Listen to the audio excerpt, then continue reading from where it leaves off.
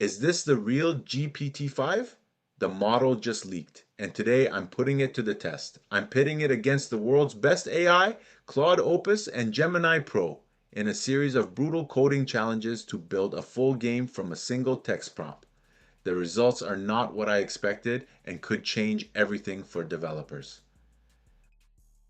If we haven't met, I'm Mike, and this is the AI Forge, where we focus on evidence over hype. And the evidence I'm about to show you is insane. I started with what looks like a simple prompt for this new GPT-5 Pro model, but this is a complex request. I'm asking it to build a single page playable browser game from scratch. It has to deliver one single HTML file with all the CSS for styling and all the JavaScript for the game logic embedded inside. I'm asking for a title, a score HUD, keyboard controls, a game over state, even sound effects with a mute toggle. This is a real test.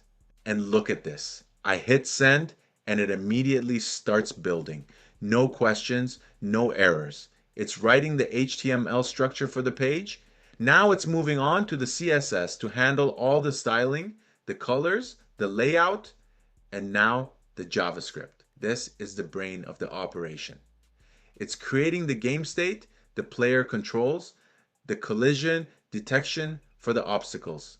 All of this logic is being generated in real time. No hesitation, just pure execution. And just like that, 40 seconds later, here it is. A full playable game called Dodgefall. Let's hit start. Okay, simple controls. Move left and right, dodge the blocks, collect the orbs. This is incredibly smooth. It's got a score counter, a best score tracker. It even has sound effects. I can toggle them on and off. This isn't just a clunky prototype. This is a polished, genuinely addictive little game that it built from scratch in under a minute. I mean, look at this. The gameplay loop is perfect. It works, it's fun, and it took zero effort on my part. But how does this stack up against the competition? That's the real test. First up, the heavyweight champion from Anthropic, Claude 3 Opus 4.1. I'm giving it an even harder challenge. Build Lava Escape Runner, an endless runner with rising lava and crumbling platforms. This is a much more complex game. It requires procedural generation to create the platforms. It needs physics for jumping, and it has to handle the rising lava mechanic, a real test of its logical reasoning. Okay, so Claude is thinking. It's generating all the code, the HTML, the CSS, and a huge chunk of JavaScript.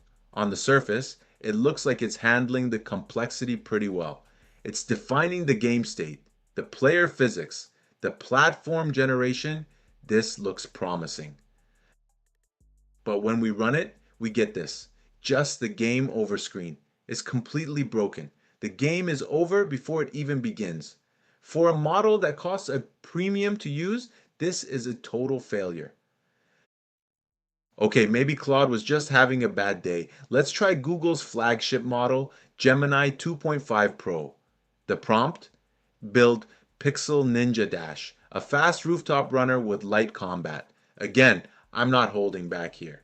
I'm asking for advanced mechanics like dashing, wall jumps, a combo tracker.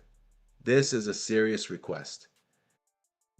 And you can see it's thinking, it's breaking down the problem into steps, constructing the HTML, outlining game elements, developing the game logic. This is a good sign.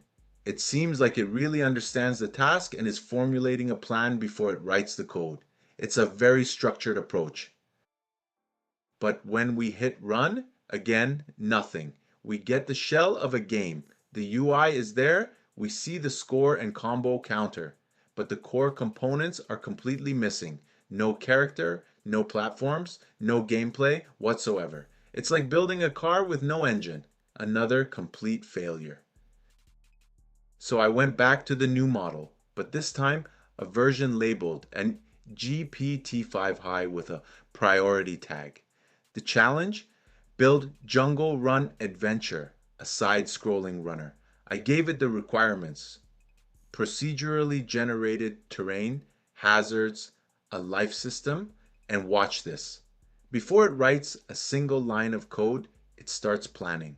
It's thinking like a senior developer, outlining the game's architecture, designing the mechanics, defining the runner mechanics, and proposing the game's structure. This is a completely different level of reasoning than we saw from the others. It understands the request and plans its attack before executing. It generates the code, but what's really going on here? The rumors are flying. I had to find out. I went straight to the source, Reddit's Singularity subreddit, where the community is tearing these leaks apart. And right there, a new benchmark chart. Look at the top. GPT-5 Pro. Global average 98.11. That's crushing everything. The comments are going wild. People are pointing out the insane coding numbers. This user says the coding numbers make no sense, before editing his comment to say it's not GPT-5 Pro, it's GPT-5 High. That's the exact model we just saw building the Jungle Run game. This connects the dots. The high version isn't just a different setting, it seems to be a fundamentally more powerful model. And then I found this. An official looking blog post from OpenAI dated August 7, 2025. Introducing GPT-5. It calls it their smartest, fastest, most useful model yet. It talks about it being a unified system, a smarter, more widely useful model. I'm scrolling through the benchmarks. Look at these charts. GPT-5 is just dominating across the board in math, reasoning, and multimodal understanding. It even shows examples of full apps it can generate, like this jumping ball runner game. According to this, GPT-5 is a massive leap forward. And remember that Jungle Run game?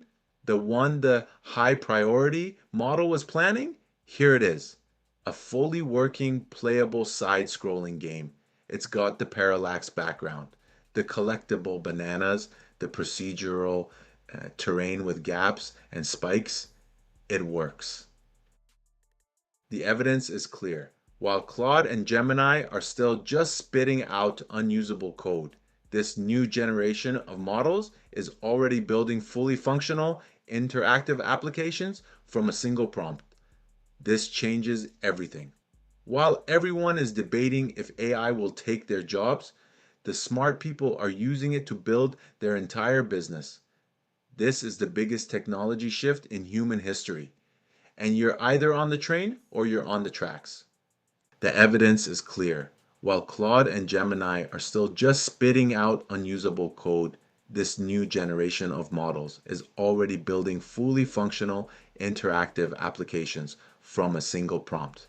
This isn't just a party trick. This is a fundamental shift in how we create. Think about what this actually means. A solo entrepreneur can now prototype a game or an app in an afternoon. Something that would have taken a team of developers weeks and thousands of dollars just a year ago. The barrier to entry for creating incredible digital products has just been completely demolished.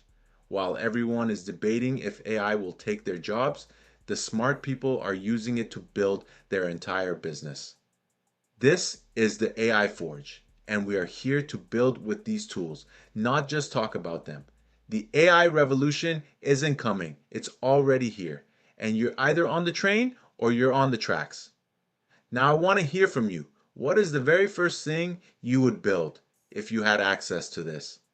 Is it a game idea you've had for years? An app for your business? A tool to make your life easier?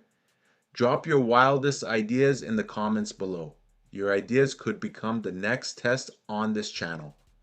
I'm testing these new models and agents every single day, separating the evidence from the hype so you don't have to waste your time. If you want to stay ahead of the curve and see these groundbreaking tools the moment they drop, make sure you hit that subscribe button and turn on notifications. Thanks for watching. See you in the next one.